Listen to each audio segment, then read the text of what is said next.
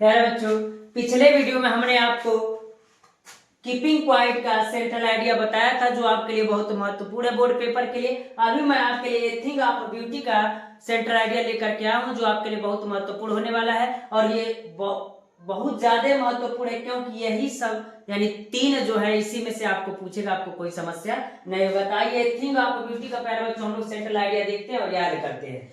तो कह रहा है कि सबसे पहले स्टार्ट करने की दिक्कत तो हमने बताया था कि आप उसका नाम लिखिए, जो पोयम का नाम है उसको किसने कंपोज किया, रिटेन किया, लिखा, चाहे जो भी किया, तो हम कह देंगे पोएट का नाम और पोयम का नाम हम क्या करेंगे, लिखेंगे।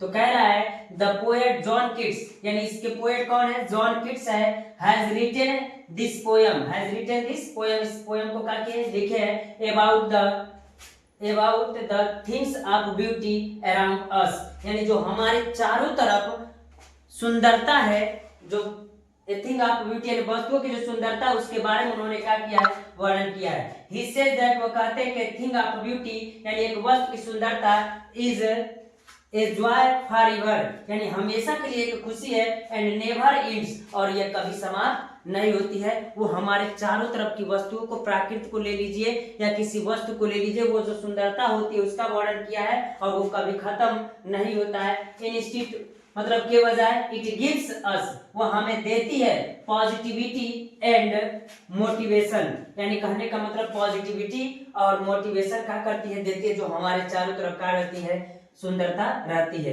इन आवर हार्ड टाइम, यानी हमारे मुश्किल समय में कह सकते हैं हमारे अंदर पॉजिटिविटी देती है। जैसे अगर हम कह दें कि मान लीजिए आपका घर हो, यानी हम लोग का घर हो और उसके आगे प्राकृतिक यानी कह सकते हैं कि पेड़ पौधे सुंदर फूल पत्तियां लगा के रखे हैं और सुबह उठेंगे जब फूल पत्तियां दिखने को मिलेगा तो प्राकृतिक का सबसे बड़ी सुंदरता मिलेगा तो हमको खुशी होगी। और दूसरी बात है जब वो फूल पौधे लगे होंगे तो हमारे घर में सुंदरता वैसे रहेगी, सुगंध से भरा रहेगा, तो जाहिर सी बात है पॉजिटिविटी रहेगा। इसलिए वो कह रहा है thing of beauty around us, यानी हमारे चारों तरफ की जो सुंदरता उसके बारे में उन्होंने क्या किया है, वर्णन किया है। Whenever there seems hardly and downfalls in the life, things of beauty gives encouragement, यानी यह वस्तु जो होती है वो हमें क्या करती है, सुंदरता, वस्तु की जो सुंदरता थी हमें क्या करती है, साहस देती है, साहस देती है। टू मूव फॉरवर्ड, यानी आगे बढ़ने के लिए साहस देती है। And work and effort of the betterment,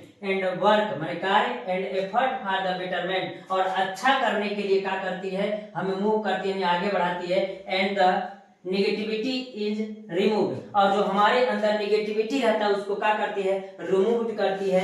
nature also plays role for the survival and struggle of the creature, जरा ध्यान से सुनिए क्या कर रहा है। नेचर माने प्रकृति, आल्सो प्लेस माने खेलती है, रोल फॉर द सर्वाइवल यानी जीवन जीने के लिए हमारे साथ क्या करती है, खेलती है।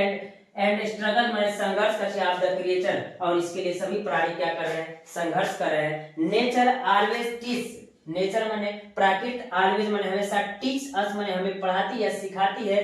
दिस ऑल थिंग्स माने सभी वस्तुएं आर डेवलप पॉजिटिविटी, यानी पॉजिटिविटी को क्या करते हैं, डेवलप करते हैं। Which is a joy for ever, और ये हमेशा की एक क्या है, खुशी है। तो इस प्रकार प्यारे बच्चों कह सकते हैं ए थिंग ऑफ ब्यूटी का सेंट्रल आइडिया अगर इतना लिख देंगे तो आपको कोई दिक्कत नहीं, आपको 4 नंबर मिलेगा। और हमने शुरुआत में ही बताया है कि पोएट्री से 9 और 10 नंबर का क्वेश्चन रहेगा, और 9 नंबर में आपको 4, 5 लाइन या 6 लाइन का पैसेज दिया होगा, स्टैंजा दिया होगा पोएम का, और उसमें 3 क्वेश्चन होंगे और तीनों क्वेश्चन का जवाब देंगे तो आपको कितना नंबर मिलेगा, तो 6 नंबर मिलेगा, हमने बता रखा है पहले से। और 10वां नंबर का जो क्वेश्चन रहेगा वो सेंट्रल आइडिया रहेगा।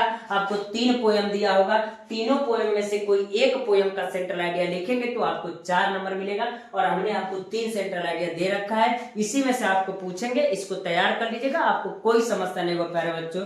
तो आज के लिए इतना लेते प्यारे बच्चों, धन्यवाद।